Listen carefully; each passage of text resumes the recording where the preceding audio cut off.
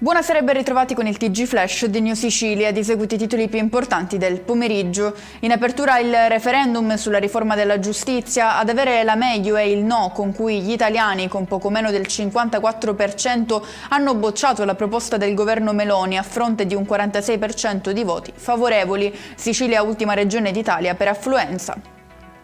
E proprio durante le operazioni elettorali ha perso la vita un architetto del comune di Palermo in servizio come rilevatore in un istituto scolastico. Dietro il decesso di Flaminio Puma, questo è il suo nome, un malore che non gli ha lasciato scampo. Ci spostiamo a Porto Empedocle in provincia di Agrigento per la sentenza definitiva della Corte di Cassazione nei confronti di Luca Adorno, condannato a 3 anni per aver incaricato un sicario di uccidere l'omicida del fratello, vendetta mai messa in atto a causa del pentimento dell'uomo che aveva scelto come killer. Tensioni in una palestra di Catania per l'arresto di un 54enne che pretendeva di allenarsi pur avendo un abbonamento scaduto, insulti contro la dipendente che lo aveva invitato a uscire e pugni e calci nei confronti degli agenti intervenuti per ripristinare l'ordine.